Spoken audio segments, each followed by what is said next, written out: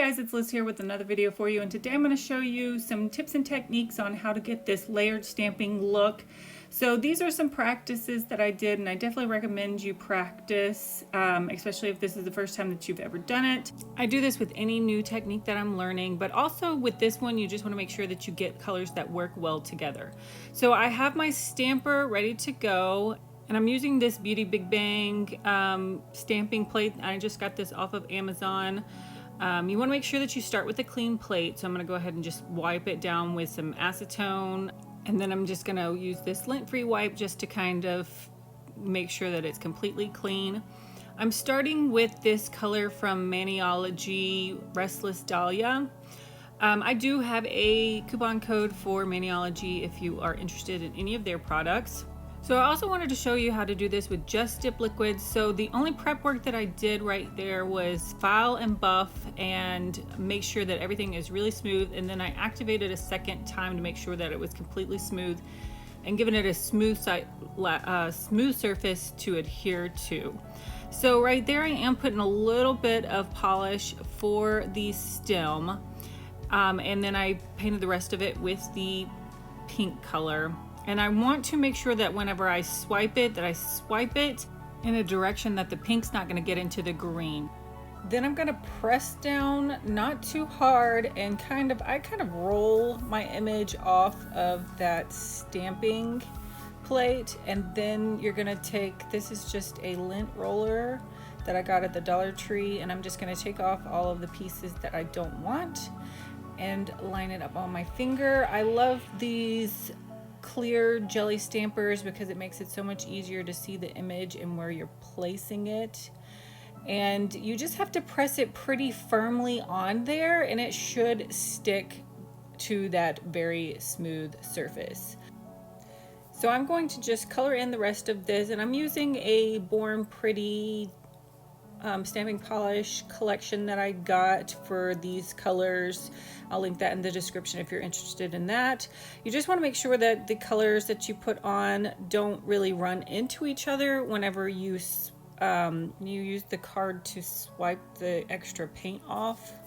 And some of the yellow did get in the orange pieces on this layer, but it really wasn't that big of a deal. Now when you're lining up the layers, the easiest way to make sure that you get them all completely lined up is to try and pick 3 different points of the last image to line up with the second image, or the image that you're trying to stamp. So this one I didn't completely get exactly lined up, but it was lined up enough to where I thought that it would still look good after I did the third layer. So for the third layer, I'm going to use this Slam Book pink, bright pink color.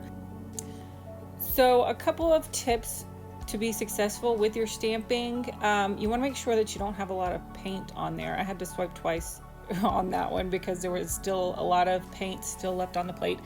And the other thing is the pressure of your stamping. So I'm going to let you see this one more time in slow motion. So I kind of press with a medium amount of pressure and kind of roll it. You don't want to have too much pressure because then the polish will kind of squish out. And you get better with that with more practice. So again, I'm just trying to figure out exactly how to put this on. I'm trying to line up those 3 top petals and the 2 bottom petals as much as I can before I stamp it on there. And you'll see I'm like giving myself plenty of time to line it up. It does take a little bit of patience to do the layered stamping to make sure that you get all of that lined up correctly, and then slowly stamp it on there, just slowly getting closer and closer to my finger so that I can make sure that it gets lined up perfectly. So yeah, I really like the way that this came out. Again, practice makes perfect with all of these tips and techniques that I do on my channel. So just make sure that you practice as much as you can, and if you ever find yourself getting frustrated with a process, then give yourself some time to reset before you try it again, because I know sometimes I do things like this and I'll get so flustered, and this is supposed to be a relaxing, enjoyable thing. So if you're not enjoying it, you definitely need to step back a little bit and figure out, you know, why. Sometimes, like, I will get an epiphany if I just step away from everything for a little bit and just kind of think through my process before I come back to it.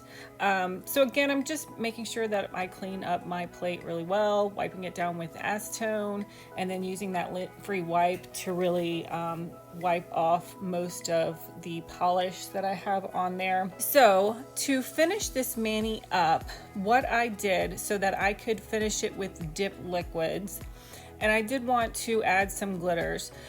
So what you're gonna do first is, well, you wanna make sure that it's completely dry first. So what you didn't see is I waited for probably about 10 minutes to make sure that this image was completely dry while I cleaned up and stuff. And then you know, you wanna make sure that you have a good amount of that smudge-free top coat, and you kind of float it across your nail when you're putting it on. And what that means is you don't want to touch the image with the brush as much as possible. So you want to kind of very lightly kind of float. You want to just kind of drag the liquid across without putting too much pressure onto your, I feel like Schitt's Creek, have y'all seen that show? You fold it in. You fold it in. But no, seriously. So yeah, hopefully I explained that right. So now I'm just kind of placing some glitters onto my nail with this dotting tool. And because it's kind of sticky, it takes a little while to dry. So I'm trying to let that dry. And I decided I wanted some glitters in there too. So I'm just putting them kind of randomly around my nail just to kind of give it a little bit of more flair. And because I layered it in between 2 layers of this smudge-free top coat, and then I put regular dip top coat over the top of it, so it is really smooth, even though I did put in some last minute glitters. So this is a good way to do that if you want to do that as well.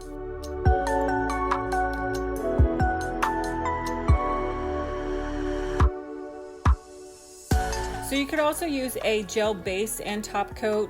What you would just do is float the base coat over the top of the image and then do your top coat the way that you usually would. But since I wanted to do dip liquids with this mani, I am activating again.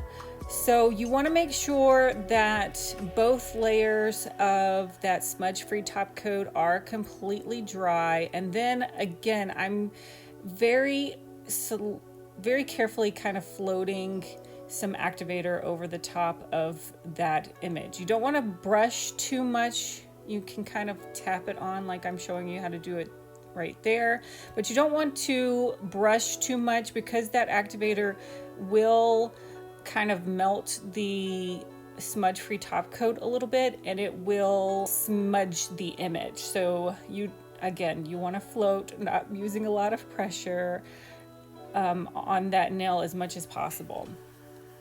And then you want to make sure that it's completely dry. So you saw me like waving my hand around. I was just trying to like dry it because I did get a little bit, almost too much activator on that nail.